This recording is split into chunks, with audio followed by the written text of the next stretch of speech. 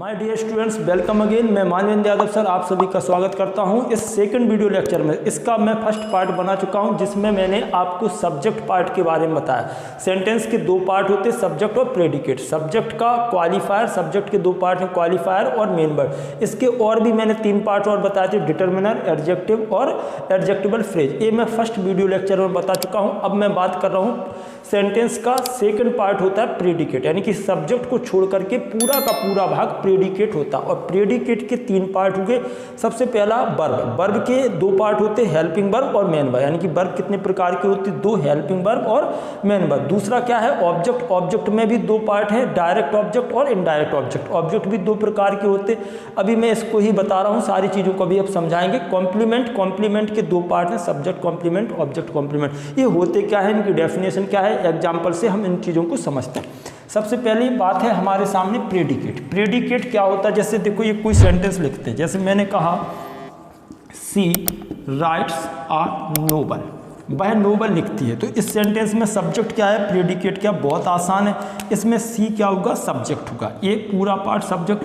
Subject को छोड़ करके पूरा का पूरा भाग प्रेडिकेट होता। तो इसमें तो बड़ा आसान है, आपने आसानी से बता दिया। लेकिन अगर ऐसा लिखा हो my father is a farmer, तब की कंडीशन में आप सब्जेक्ट किसे कहेंगे। तो इसमें देखो क्या होगा, ये चीज़ हम पढ़ चुके हैं, ये हमारा मेन वर्ड होगा। ये फादर नाउन है, मेन वर्ड हो गया। और इसमें ये माय क्या है, डिटर्मिनर है। लेकिन अगर हम नाउन के पहले एक ही शब्द है तो इसी को हम क्वालिफायर कहते हैं। ये इसको क्वालिफाई कर रहा फादर को। फादर किसके, मेरे पप्पा है, ये किसी और के नहीं हो सकते, ये माय आ गया, ये डिटर्मिनर होता है। लेकिन अगर वर्ड के पहले एक ही शब्द तो इसी को आप क्वालिफायर भी कहते हैं। और ये पूरा का पूरा शब्द माय फादर, ये सेंटेंस में सब्जेक्ट हो गया। अब सब्जेक्ट यहाँ तक हो गया और ये पार्ट होगा प्रेडिकेट, इसको आपने कहा प्रेडिकेट। एक और एग्जांपल देख लो, फिर हम आपको प्रेडिकेट की डेफिनेशन को समझाते हैं। जैसे मैंने कहा a beautiful girl is jumping in the ground. Okay, तो इसमें अगर हम देखें तो इसमें देखो सब्जेक्ट के पहले थ्री वर्ड्स आ गए। यहाँ पर ब्यूटीफुल गर्ल, तो गर्ल की बात की, ये गर्ल नाउन है और नाउन से पहले क्वालिफायर और डिटर्मिनर हमें देखने को मिलेगा। तो ये होगा हमारे सेंटेंस में मेन वर्ड। ये मेन वर्ड गर्ल की क्वालिटी को बता रहा है, इसलिए इसको हमने क्वालिफायर बोल दिया। ठीक है, इसको आप एडजेक्टिव भी कह सकते हो, एडजेक्टिव बोल सकते हो। और यहाँ पर ये डिटर्मिनर होगा। किस तरीके का डिटर्मिनर है, ये हम फर्स्ट वीडियो में बता चुके हैं, ये डिटर्मिनर होगा। और यहाँ से अ ब्यूटीफुल गर्ल पूरा का पूरा सेंटेंस में सब्जेक्ट होगा। और सब्जेक्ट को छोड़ करके पूरा का पूरा पार्ट क्या होता, प्रेडिकेट होता। इस चीज़ को आप यहाँ देखें, डेफिनेशन में क्या लिखा, a predicate is the part of a sentence. Predicate क्या होता है, सेंटेंस में कैसा पार्ट होता है। और क्लॉज हो सकता है ये, दैट टेल्स अस, जो हमें बताता व्हाट द सब्जेक्ट इज और डूइंग। सब्जेक्ट क्या है और क्या कर रहा है, यानी कि सब्जेक्ट कर क्या रहा। ब्यूटीफुल गर्ल क्या कर रही है, is jumping in the ground, ground में जंपिंग कर रही, तो ये प्रेडिकेट हो गया। यहाँ पर सी, ये सी सब्जेक्ट हो गया। ये कर क्या रही, सी राइट्स आर नोबल, तो जो ये जो काम कर रही है पूरा का पूरा काम यहाँ सब्जेक्ट को छोड़ करके predicate. My father is a farmer, मेरे पिताजी कर तो कुछ नहीं रहे, लेकिन यही यहाँ पर सब्जेक्ट हो गए। और ये हैं क्या, तो ये सब्जेक्ट में यही तो देखो what the subject is, subject क्या है, ये इज अ फार्मर है, ये क्या है, फार्मर है, तो ये प्रेडिकेट हो गया। आई होप आपको प्रेडिकेट क्लियर हो गया। अब प्रेडिकेट क्लियर होने के बाद अब हम बात करते हैं प्रेडिकेट के बाद। सबसे पहले प्रेडिकेट के बाद वर्ब की बात आती है। तो वर्ब क्या होती है ये समझते हैं। अब हम बात करते हैं वर्ब क्या होती है। सबसे पहले वर्ब को सही से बोलना सीखो, वर्ब है नॉट वर्ब। कुछ बच्चे वर्ब बोल देते हैं, तो ज़्यादा जोर मत देना, नहीं तो तुम्हारा थूक निकल आएगा। चलो बात करते हैं वर्ब। वर्ब कितने प्रकार की होती है, दो, हेल्पिंग वर्ब और मेन वर्ब। लेकिन इससे पहले ये तो समझ लें कि रियल में वर्ब होती क्या। जैसे मैंने यहाँ पर लिखा इज, आप इज को देख करके तुरंत बोल दोगे कि सर ये तो प्रेजेंट की बात है। जैसे आपने वॉज देखा, वॉज देख करके आपने कहा पास्ट की बात कर रहे हो सर। और यहाँ पर मैंने जैसे बिल या सेल लिखा तो आपने कहा कि सर ये तो फ्यूचर की बात है। अगर मैं ऐसे लिख देता बेंट लिख देता या फिर मैं गोज लिख देता तो आप गोज देख करके कहते प्रेजेंट है और बेंट देख करके कहते पास्ट है। इसका मतलब क्या होगा कि आपने वर्ब को देख करके तुरंत बता दिया है, टेंस बता दिया। और हम पूरी जिंदगी भर सिर्फ 3 तरीके की ही बातें करते हैं, या तो प्रेजेंट में, पास्ट में या फ्यूचर, इसके अलावा कोई और तीसरी बात होती ही नहीं है। तो आपने यहाँ इज को देख करके प्रेजेंट, वॉच देख कर पास्ट, विल देख करके फ्यूचर, वेंट देख करके पास्ट इंडेफिनिट, गोज देख करके फिर से प्रेजेंट, यानी कि वर्ब क्या है जो हमें टेंस को बताती है। इसका मतलब तो यही होगा, वर्ब हमें क्या बता रही है, टेंस को बताती है, उसको हम वर्ब कहते हैं। जरा डेफिनेशन को देखते हैं क्या बात लिखी है। Verb is a word that denotes tense. Verb एक ऐसा वर्ड होता है जो हमें टेंस बताता। बोलो मेरे प्यारे स्टूडेंट्स, क्लियर हुआ कि नहीं? वर्ब क्या है जो हमें टेंस को बताती है, उसको हम वर्ब कहते हैं। कोई भी सेंटेंस लिख लो, जैसे आपने यहाँ पर मान चलो एग्जाम्पल लिखा, my father is writing a letter, तो इसको देख करके आपने क्या कहा, प्रेजेंट कंटिन्यूअस टेंस कहा। अगर हम यहाँ पर वॉज कर देते आप क्या कहते, पास्ट कंटिन्यूअस। और अगर हम यहाँ पर बोलते विल बी तो आप कहते फ्यूचर कंटिन्यूअस। यानी कि वर्ब क्या बताती है, हमें टेंस को बताती है वर्ब। तो ये तो हुई हेल्पिंग वर्ब है। अब मेन वर्ब की बात करें तो मेन वर्ब में एक कहानी और समझ लो। मेन वर्ब टोटल होती है 5, फर्स्ट, सेकेंड, थर्ड, फोर्थ, सभी को पता है 5 होती हैं। जैसे देखो, सबसे पहले आपने लिखा गो, फिर आप लिखेंगे सेकंड फॉर्म इसकी बेंट, थर्ड फॉर्म गॉन, किस पार्ट क्या है ये गो, फर्स्ट फॉर्म में आईएनजी, फिफ्थ क्या है जो आप प्रेजेंट इंडेफिनिट में यूज करते हैं गोज, यानी कि एस या ईएस फॉर्म। ऐसे अगर आपने लिखा राइट तो यहाँ पर रॉट, रिटन, और यहाँ पर राइटिंग, और ये हो गया राइट्स। तो मेन वर्ब को 5 पार्ट्स में डिवाइड कर सकते हैं, इससे ज़्यादा आप बिल्कुल नहीं कर सकते। फोर्थ पार्ट क्या है, आईएनजी फॉर्म है, और फिफ्थ कोई अलग से नहीं है। जो प्रेजेंट इंडेफिनिट टेंस में हम सिंगुलर सब्जेक्ट के साथ एस या एस लगाते हैं। हेल्पिंग वर्ब, मेन वर्ब और वर्ब वाली बात हमें समझ में आ गई। अब हम बात करते हैं किसकी, ऑब्जेक्ट की। लेकिन उससे पहले हमारे सामने एक डेफिनेशन हमने लिख दी है कॉम्प्लीमेंट। जरा कॉम्प्लीमेंट को समझ ले, फिर हम ऑब्जेक्ट पर आते हैं। अब हम समझते हैं कॉम्प्लीमेंट। जैसे मैंने कहा राम इज अ डॉक्टर, तो आप में से बहुत सारे बच्चे जब पूछा जाता है कि बताओ इसमें डॉक्टर क्या है, तो फटाफट बोल देते ऑब्जेक्ट। देखो राम होगा सब्जेक्ट, मैंने आपको क्या बताया था, सब्जेक्ट क्या होता, सब्जेक्ट इज अ नाउन और pronoun that is talked about, जिसकी हम बात करते वो सब्जेक्ट होता, ना कि जो काम करता। काम करने वाला डूअर होता, यानी कि डूअर इज अ नाउन और pronoun that does the action, जो एक्शन को करे, काम को करे वो डूअर, जो जिसके बारे में हम बात करें वो सब्जेक्ट। तो यहाँ पर राम डॉक्टर है, क्या मुझे बताओ डॉक्टर होना काम है? नहीं, तो ये डॉक्टर होना काम नहीं है। इसमें इज क्या होगा, इसमें इज को आप ओनली वर्ब कहें, ये नॉन एक्शन वर्ब है, कोई एक्शन नहीं कर रहे, इसके बाद कोई मेन वर्ब नहीं, ये मेन वर्ब की तरह कंसिडर की जा सकती। और यहाँ पर ये जो लिखा डॉक्टर, ये रियल में कुछ और नहीं, कॉम्प्लीमेंट ही है, इसको ऑब्जेक्ट नहीं कह सकते। ऑब्जेक्ट के प्लेस पर लिखा होगा नाउन, हमेशा कॉम्प्लीमेंट होता है, या आप ये कहें नॉन एक्शन वर्ब के बाद लिखा होगा जो भी पार्ट है, जो भी है, चाहे वो नाउन हो या जो कुछ भी लिखा, वो कॉम्प्लीमेंट ही होगा। तो यहाँ पर होगा कॉम्प्लीमेंट। जैसे एक और एग्जाम्पल लिख रहा है, राम कॉल्ड, ऐसा लिख लेते हैं, राम कॉल्ड मी आ फूल। अब यहाँ देखो इसमें क्या होगा, राम यहाँ पर, यहाँ कॉल्ड देखो एक्शन वर्ब आ गई, तो यहाँ राम होगा सेंटेंस में सब्जेक्ट, और कॉल्ड आपने क्या हुआ, ये मेन वर्ब हो गया, मी ऑब्जेक्ट है, मी ऑब्जेक्ट हुआ, और आ फूल क्या है, ये आपका कॉम्प्लीमेंट है। अब कॉम्प्लीमेंट में भी तो 2 प्रकार की कॉम्प्लीमेंट है, एक सब्जेक्ट कॉम्प्लीमेंट और ऑब्जेक्ट कॉम्प्लीमेंट। तो देखो यहाँ पर क्या कहा, राम कॉल्ड मी अ फूल, राम ने मुझे फूल कहा, तो राम फूल नहीं है, मैं मुझे फूल कहा, यानी कि ये ऑब्जेक्ट के बारे में बता रहा, तो आप इसको कह देंगे ऑब्जेक्ट कॉम्प्लीमेंट। अब अगर हम सब्जेक्ट कॉम्प्लीमेंट की बात करें, अगर मैं इतना लिख देता राम इज अ फूल, तो इसमें देखो जरा आपको पूरी कहानी समझ में आ गई। राम क्या है, सब्जेक्ट है सेंटेंस में, सब्जेक्ट इज आपका नॉन एक्शन वर्ब, इसलिए वर्ब कहा, फूल यहाँ पर कॉम्प्लीमेंट होगा। तो तो सब्जेक्ट कॉम्प्लीमेंट होगा ये, क्यों?